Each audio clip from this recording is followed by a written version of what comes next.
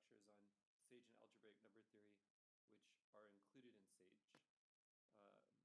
So the website I just went to is nt.sagenb.org. That stands for Number Theory sagenb.org. It's a Sage notebook server that's devoted to number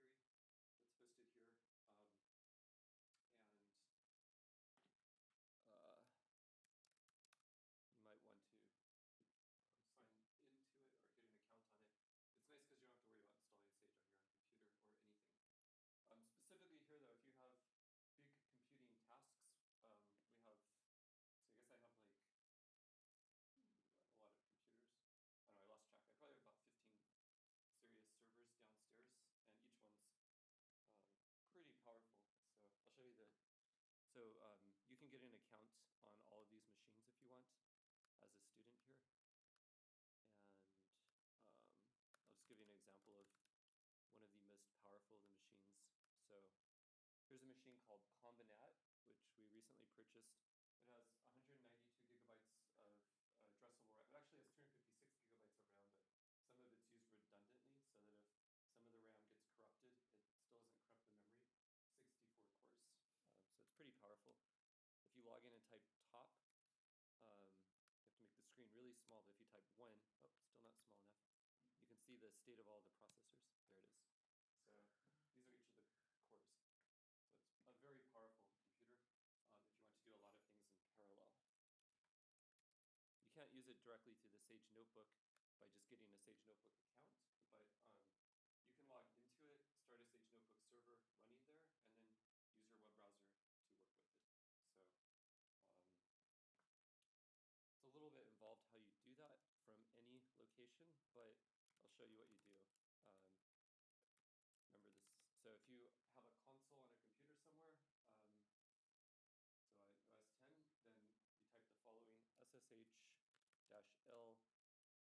You choose some port like maybe 8000, just make up a number, localhost 8389, Combinat Math Washington edu. This only works if you have an account on that computer, but again, if you get an account on that computer, then you can do this.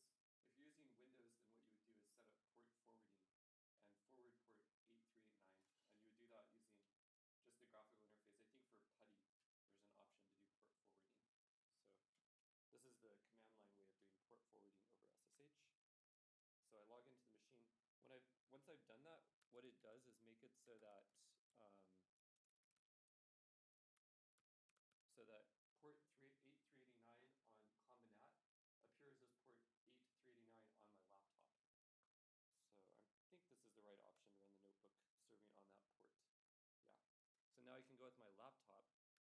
I can go to the address localhost:8389, and boom, I have my own personal Sage Notebook server running there. And the first time I do this, it would ask me for a password, which I don't know what I chose. Uh-oh. So if you get in that situation, you can do, let's see, Sage Notebook port equals 8389, and reset equals true, or reset the password. Okay. So now I can go back, and let me, this is a pretty important command I typed right here, so I'll write it on the board so I can read it. There's 2 commands I've typed total so far, which are really useful to know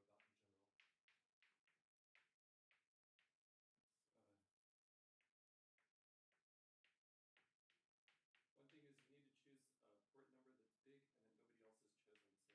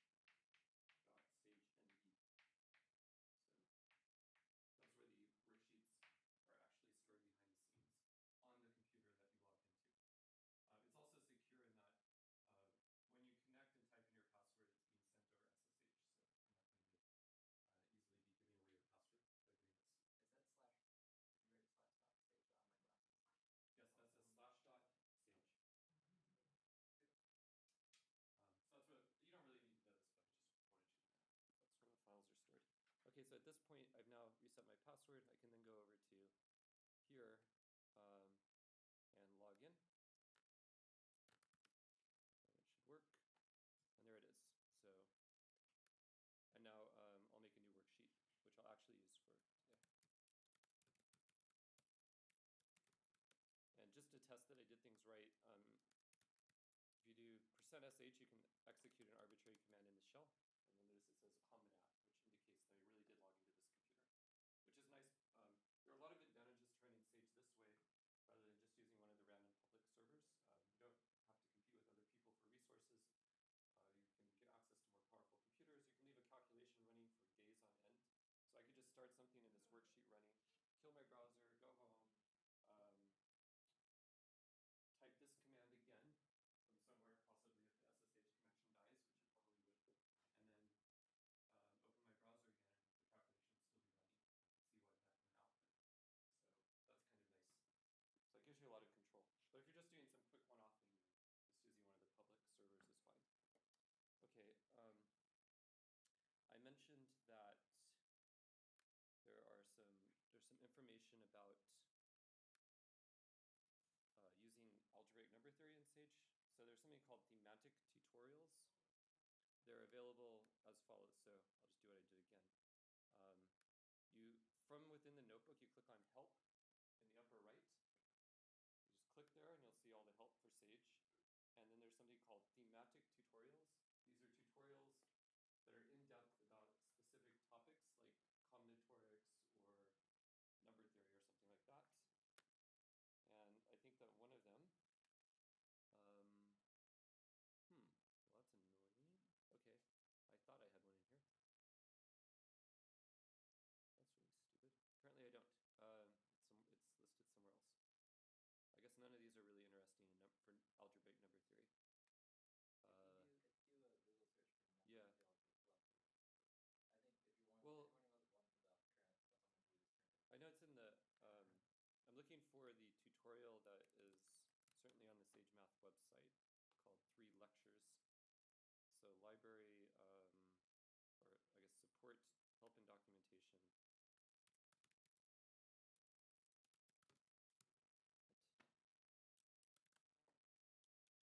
Okay, I guess, oh, here it is. Explicit methods in number theory. That's not what I called it. That's what it is though.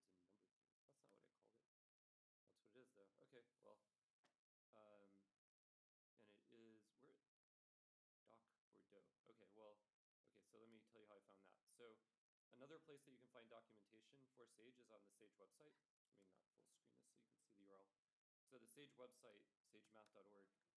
If you want support, then there's help and documentation under support. And in there, there's lots of different things. And one of them is explicit methods in number theory. Okay, so that's the document that I pulled up. And if you look at that document, it has,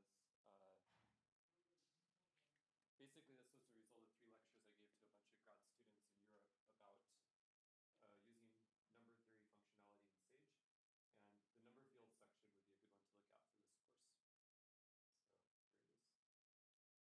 So here it is. And if you click there, then you get, you can see the contents. And there's a lot of subtleties about, say, using square root. If you want to define a number field, you can do things like q adjoins square root of 2. You can make a number field defined by a polynomial, etc. So there's different ways of defining a number field that's discussed. And then there's just a lot of stuff about Galois groups. That's not so much algebraic number theory, but just Galois theory. But then class groups is number theory. And then relative extensions and orders. What's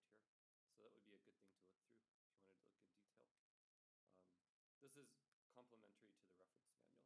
The reference manual, I'm sure Ali must have showed you that there's a chapter about, there should be a chapter about number fields, algebraic number fields. Yeah, right here. This is in the Sage reference manual. And this systematically documents all of the sort of core number theory function, or core algebraic number theory functionality directly related to number fields. So basically, it shows you how to do things like, given a number field, compute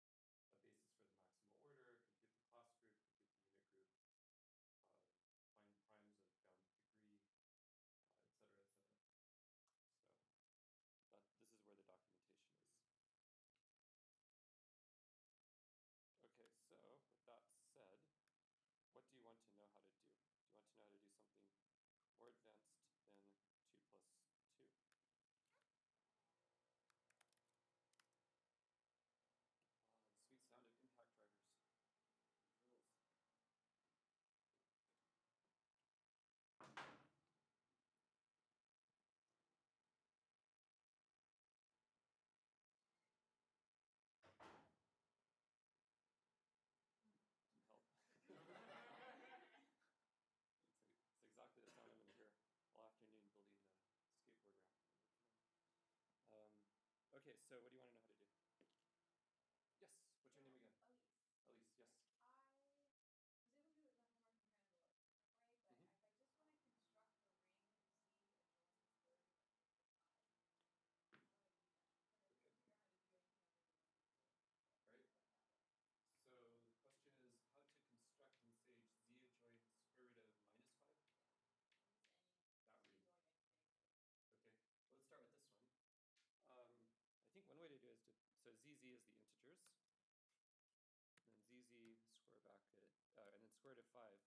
the ring Z adjoins square root of x equals 5, how do I do that? Because I couldn't figure out how to do anything other than number field. So Right. like that way. So the question is how to construct in Sage z adjoins square root of -5? Yeah. Or just any That z ring. going into negative. Okay. Well, let's start with this one. I think one way to do it is so zz is the integers, and then zz square bracket, and then square root of 5. Oops, sorry. Zz is the integers, square root of -5 is square root of -5, and then you can do z square root of -5 like that. Thanks to Robert Bradshaw, we can do that. We can use that notation. What it does behind the scenes is it finds the minimal polynomial, that expression that you give right here, if it has, I mean, if it's actually algebraic. So you can give anything that you could represent in terms of radicals and so on. So you could have given a cube root or a 10th power or a 10th root or whatever here, some complicated expression. Then it uses, it'll find a decimal approximation to the number, or at least an interval of the number lives. I think it finds a decimal approximation to the number inc, and then uses that to figure out the best polynomial that it satisfies to that precision. Then I think it plugs that number back into that polynomial to check that it really does satisfy it, and then probably verifies that using interval arithmetic. In other words, it does a ridiculous amount of stuff to efficiently find the minimal polynomial of that thing. Then it constructs the corresponding number field, and then inside of the number field it makes the order, and it does all that kind of automatically behind the scenes for you. It can be accurate though.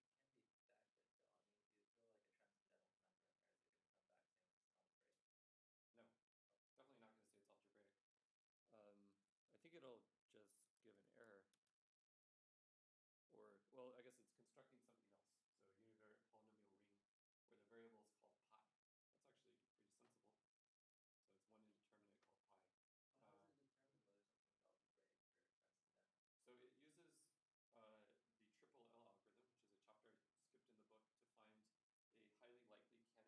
algorithm, which is a chapter I skipped in the book, to find a highly likely candidate polynomial that the element should satisfy. Oh. And with pi, it would fail at some point. I don't know when it gives up or why it gives up, but I think it just, for certain elements, it can't find a good relation that it satisfies, so it just gives up and decides it's not algebraic. I thought there was no way of telling for sure. Well, I'm sure there must be some sorts of inputs where it won't be able to decide.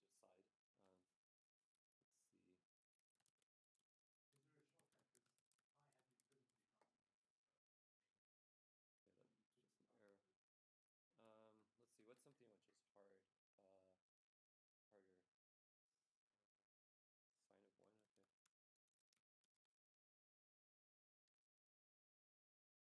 I see. I think it's. Let's see. So I mean, it's really using I plus E. I think it's trying to prove that it satisfies an algebraic relation. It fails, and then it just tries to turn it into. Apparently, it looks like it's just trying to turn it into.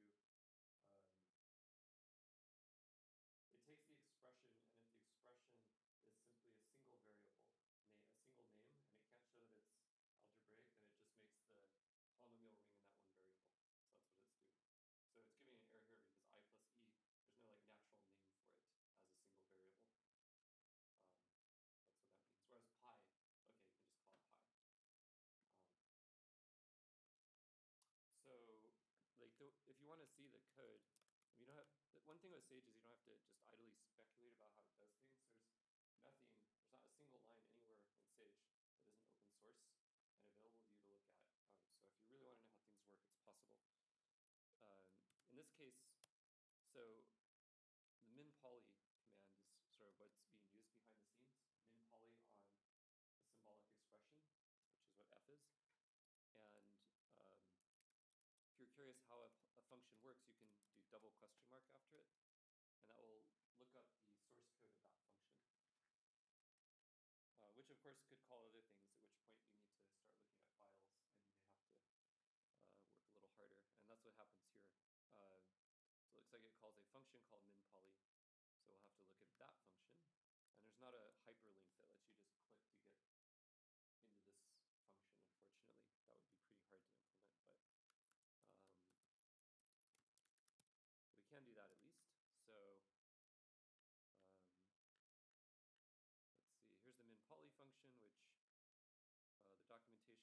work because there's a traceback that tricks it, apparently. That sucks. Alright, the documentation doesn't work. So, what can I do? One thing is there's a way to browse the files. So you can do search underscore src and then type something into Sage. And it'll give you a bunch of hyperlinks to the original source code of every file in the Sage library that contains that word.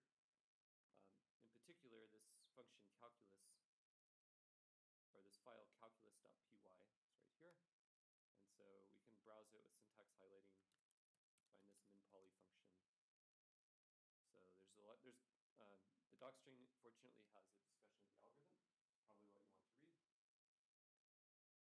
So there's some numerical algorithm and then an algebraic algorithm, and looks like it does things involving cyclotomic field. It's pretty sophisticated, but the main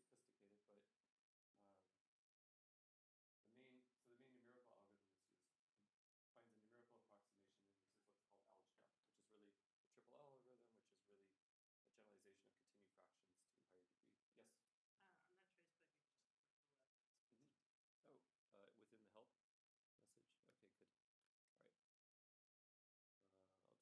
But anyways, here's the source code in the documentation, and you can see it's not so simple. So there's some heuristics. It goes up to some bound by default. So this is something you could override if you want, but I think it goes up to 1,000 bits of precision, and if it fails to find an algebraic relation with a given degree and bit precision bounds, it'll just give up. And that's why it's giving up on things like pi, probably. Or at least with completely arbitrary things, it's going to give up. Unless there's some other reason it would know. If you put in something really weird and complicated, and it just, and it is transcendental, what this is going to do is try to see whether it's algebraic using up to 1,000 bits of precision at degree 24. If it isn't, it's just going to give up and just not be able to find it. If you don't like that, you can change the parameters that it uses. Okay, so you can see how looking at the source code reveals that there's more to it than you might think. In any case, it goes through, it tries to approximate to higher and higher precision, etc., etc.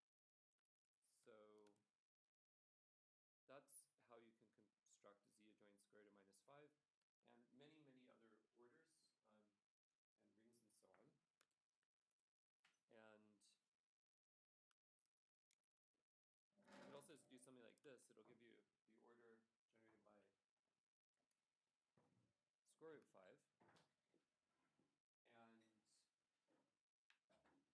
you can then ask for the maximal order.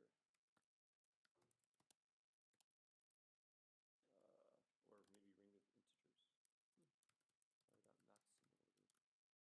If that doesn't work, I might have to say R dot number field and then ask for the maximal order. Yeah, so R dot number field, that gives the field in which R is contained. And then it does, then K dot maximal order will give you the maximal order, which is a little bit bigger. It's hard to see on my screen if I don't shrink it. Actually, you can't, it's just formally the maximal order as far as it's printed here, but once you have the maximal order, you can ask for its basis. You can see here that it's a little bit bigger than R. So this works fine as a way to construct number fields and rings of integers and so on when your number field is a radical extension of the rationals. And also, I guess, for cyclotomic extensions, which are also radical extensions. So, let's see, what else? Oh, there's an analog of this. You can also do Q adjoin. If you wanted to directly get at that field, you can go QQ square root of 5, and you get the number field immediately. Okay? I think so. Yeah, so this constructs a relative extension. So I think it made the field Q adjoin root 5 over the field Q adjoin root 7. So if we were to say like L equals this, then there's L dot base field, and that base field is Q adjoin square root of 7. So you can do that. I think you could also go Q square root of 5 7 and build it up one step at a time. There are things like searching. Go Sorry. ahead. Are there things like searching for cubes? Yes. So if you wanted to join cube root of 2, you could do this. You go caret symbol and then nothing like that. Or you can use star star. Right? In Python, you have to use 2 asterisks for exponentiation, and in Sage, you can also do caret. Yeah, if you watch out, because like Python can be really annoying. If in straight Python you do 2 caret 1 3, you probably won't get what you expect. So the 1/3 gets turned into 0 because in Python, integer division is for division, and then the symbol like that means exclusive OR, and 0 exclusive OR to 2 is 2 again. So it's pretty dangerous. So watch out if you're using Python in addition to Sage. Sage has a language of its own that gets compiled down to Python. The way you can see what it gets compiled to is you go 2 to the 1/3. If you do pre-parse at 2 to the 1/3, that shows you what the corresponding Python code is. So it turns all the carets into star stars and so on. And it basically operates on single lines. By the way, if you program in JavaScript at all, then there's something called CopyScript, which is almost exactly the same sort of thing where you take code. Basically, you can write JavaScript code, but where things are a little nicer than what you would have to write in JavaScript, and it converts it almost line by line into JavaScript. So the Sage preparser is a very, very similar idea to what CopyScript is.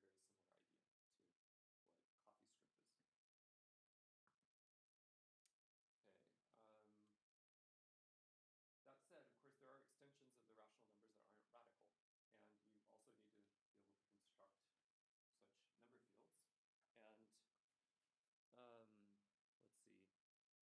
So there's a solve command, by the way. So if I do solve x cubed plus x plus 1 equals 0 for x, Sage uses Cardano's formula and finds the roots of that cubic.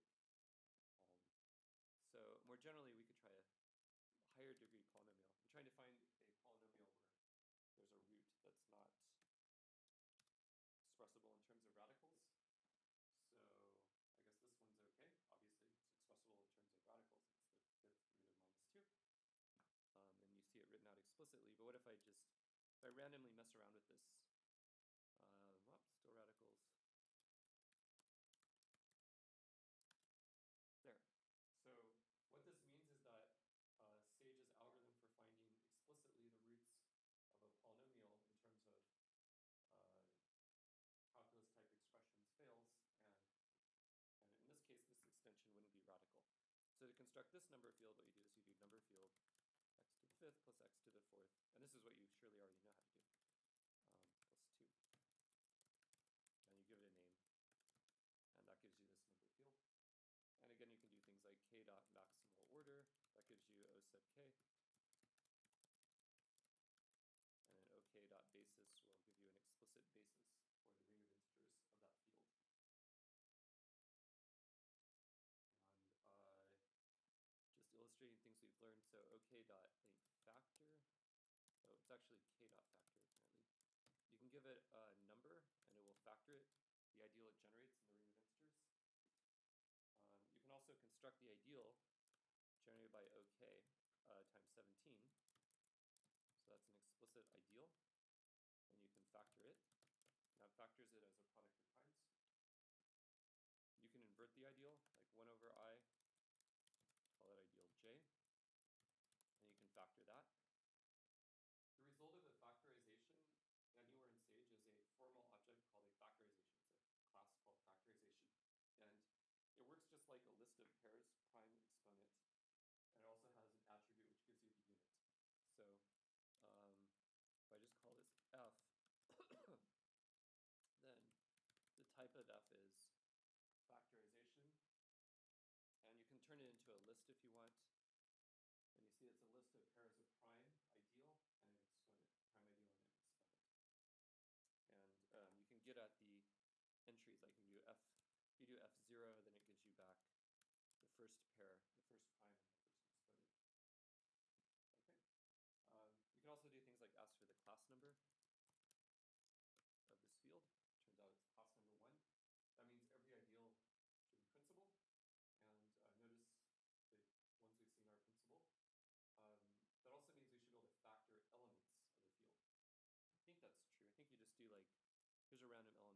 cubed minus a. I think I can just do factor of the element, and it factors it as a product of irreducible elements in the field times a unit. And behind the scenes, what I did was I took the ideal generated by a cubed minus a, factored that ideal, and then took generators for each of the ideals appearing in the factorization, multiplied those generators together, and with appropriate exponents, I had to get something that differs from this by a unit, so then it just throws the unit back in. Figures out what the unit is and we move on. Okay, next question. How do you construct finite fields? Okay, so there are, let's see, in a way I guess there are kind of three different ways you could get finite fields. So there's a GF command, which stands for Galois field, which is also what you get from finite field. There's, so that's one way you can get finite fields. You can make the integers modulo n, which are not, when n is a prime, they are a finite field. They're not the same identical thing to GFP, but they're canonically isomorphic to GFP. And you can also construct residue fields, so residue class fields. So the situation there is that you have an ideal that's prime in the ring of integers, and you can ask for the residue field. And it really is it remembers that extra structure of being the residue field. So there's a lift where you can take elements of the residue field and lift them up to the ring of integers and so on. So these are the three different situations in which you can make finite fields. So I'll illustrate them. For finite prime fields, it's pretty straightforward because you don't have to explicitly give a generator or anything. You just give a prime number. Even then, though, there is a subtlety. I'll call it k again. So GF of a prime number gives you the finite field of that order.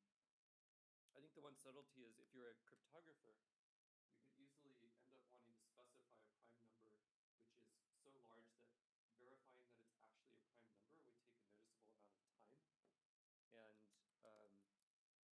And you want to, Sage shouldn't just blindly try to compute with GF6, so it does check to see whether or not the element is, the number is prime.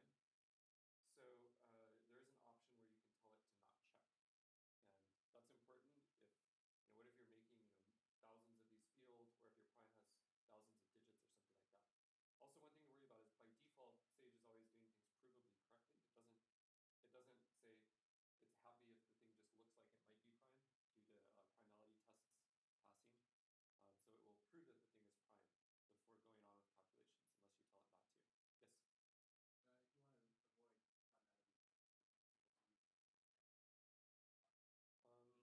If you want to avoid primality, well, you think you could, but I think it'll check to see whether or not the modulus is. It'll probably check to see whether the modulus is prime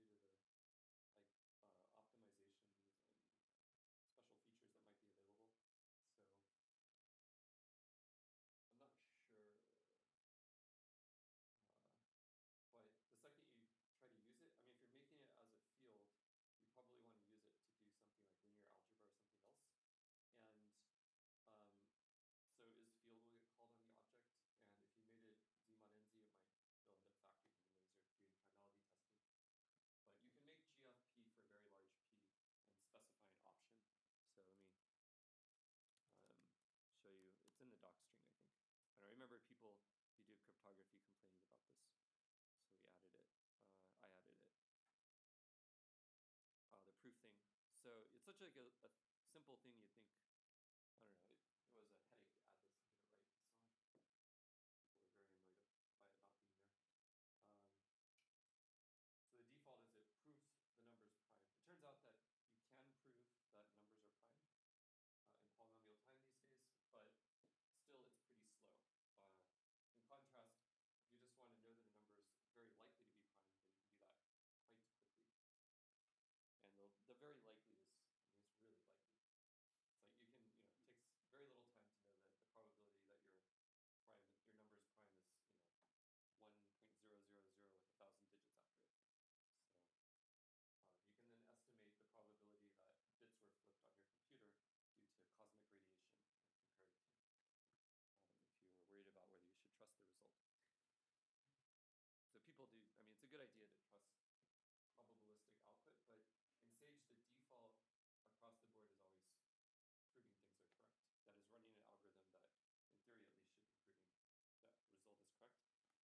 very easy to change that default. All you have to do is there's an object called proof, and it has a bunch of, or a couple of different areas of math. So you can do, for example, proof.numberField false, proof.all false, proof.linear algebra false, etc.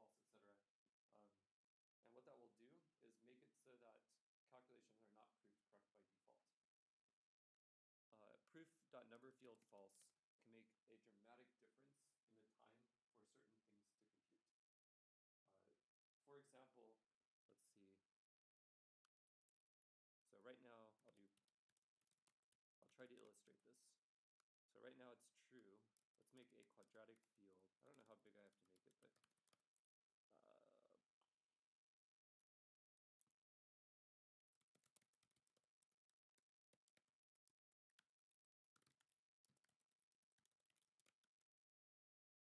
okay, so it took a half second to compute that class group. I'm guessing it may be faster if I turn off proving correctness. Let's see. I have to watch out though, because it's possible it's caching the calculation.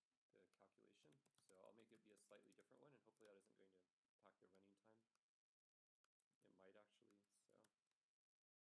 so. Well, I don't know if that convinces you of anything, but let me just try. Let's try exactly the same thing, but in another session, just to see what happens. So, to see whether it looks like 0 or the bigger value. Huh.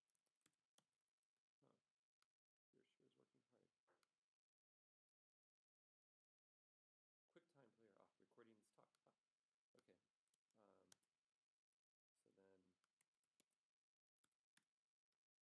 So notice that the difference between proof false and proof true is extreme in this example. Proof true, it took a half second. Proof false, it took no measurable time, at least in terms of hundredths of a second. So it's good to be aware of the impact. So I think that in algebraic number 3, this course, of all areas of computation I've ever seen, it probably has the biggest discrepancy in runtime when you basically, if you don't try to prove results are correct using using theorems, then you can do things dramatically faster in algebraic number 3 than if you do. And the difference is really, really extreme. So you want to watch out for that, because you'll undoubtedly run into it. The reason for that, I mean, there's a lot of reasons, but one of the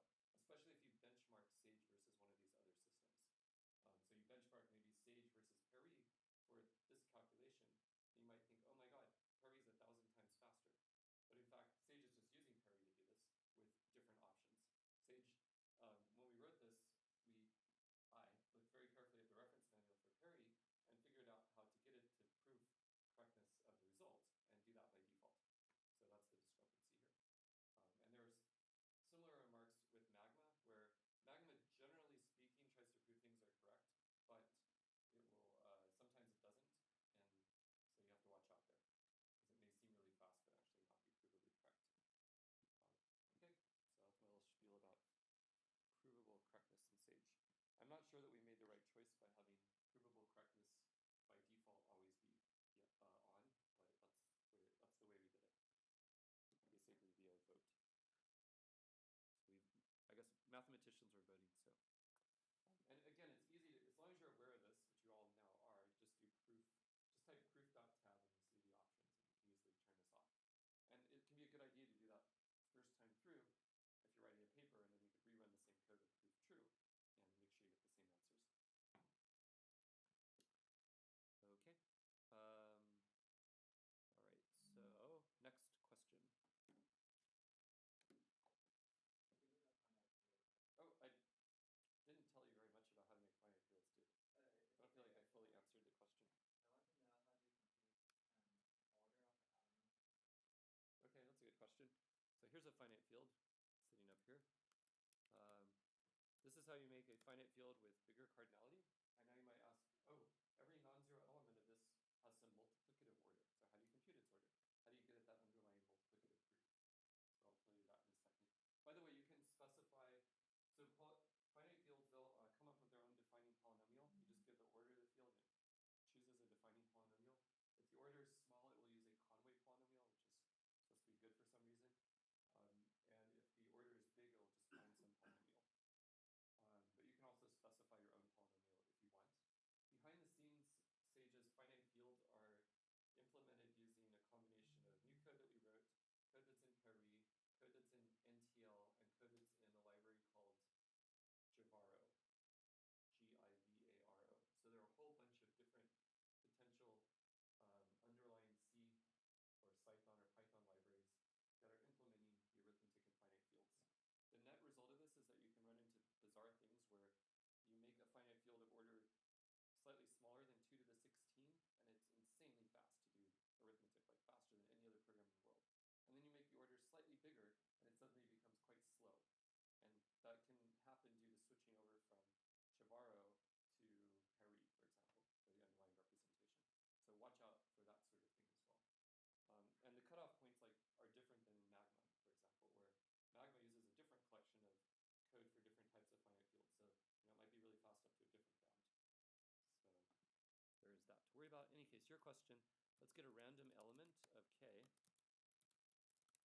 Hopefully it isn't 0. Nope. I think we can just do multiplicative order. Boom. So that is the multiplicative order. And it seems plausible because the field has order 256, and a lot of the elements have order 255. So it turns out that one is a generator. I think that by default, I think that when it gives you back this A is a generator for the field as a GF2 algebra, so as an algebra over its base field, when possible, which is possible here. I think it also tries to make it a generator of the multiplicative group, but I don't know if that's guaranteed in general.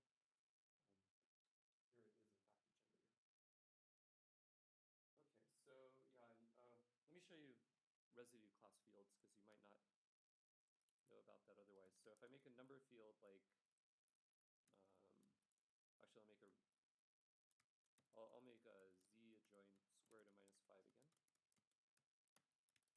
And then I'll make number field. So I got the field that contains it, and then I could do k dot factor 7. So that's going to give me product. So I'll take one of these primes, and then I can do p dot residue field.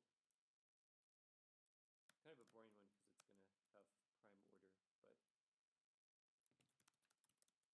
but that gives me the residue field. So it's the quotient by this ideal of the ring of integers. And it has a cardinality, which is 7. If I take an element in there, I can lift it. That is extremely unimpressive because it's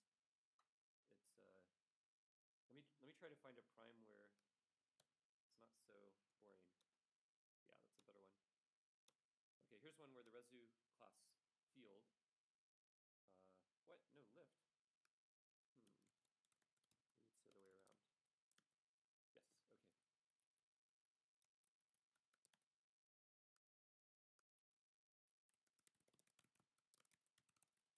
Okay, so what I've done here is I changed my mind. I took this field, now I took the prime ideal generated by 11, factored it, turns out it's still prime.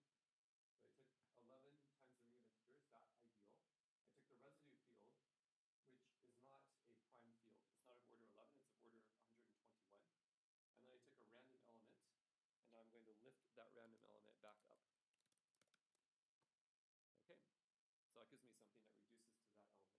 So you can see that it's remembering the structure. You can also take an element of the number field, like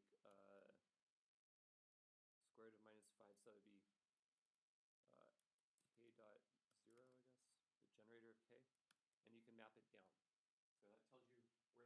So basically what's happening here is we're working with OK, and then also, well, we explicitly have a map from OK to OK, modulo the ideal generated by 11. Right there. And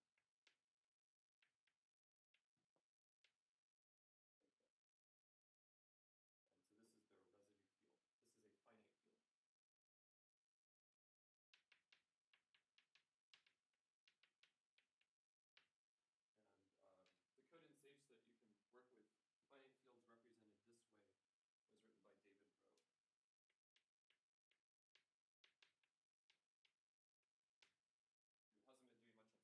you're interested in computational number theory. Okay, so that's more about finite fields. And so notice the key thing was multiplicative order. I think if you just tried, like here you can also do multiplicative order for your original question. But if you were to just try order, you get a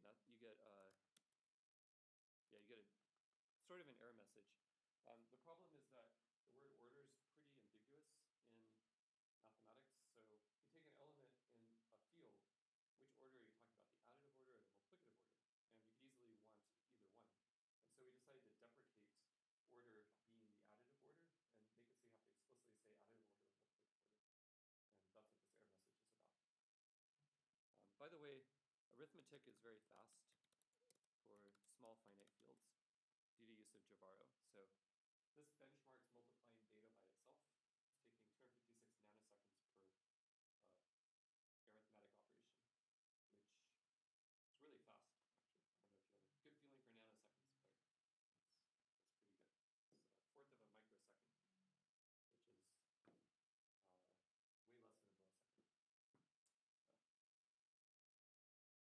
which is way less than a millisecond. So it's like a 4,000th of a millisecond. So it's like a 4 millionth of a second. So that's good. That's what you want your arithmetic to be like. Okay. All right, next question. We have time for one more question.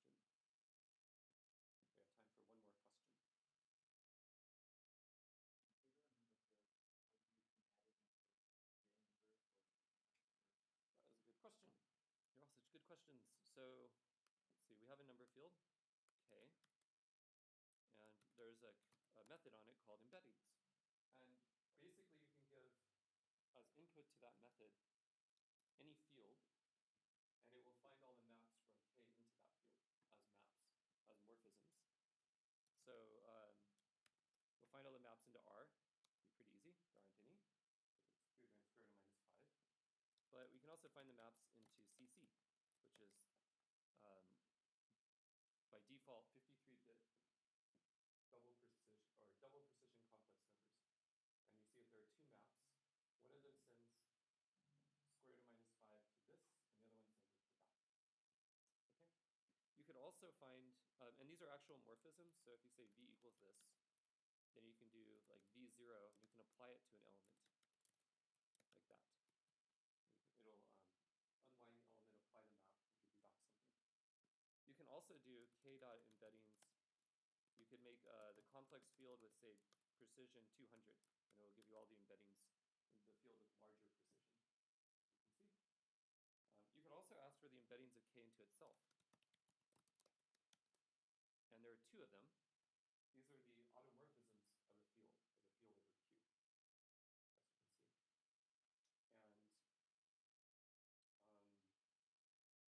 over Q, as you can see. And if the cardinality of the number of embeddings of k into itself is equal to the degree of k, that's the same as k being a Galois extension. But it may or may not be the case. So that answers your question. Can you find also a subfield of R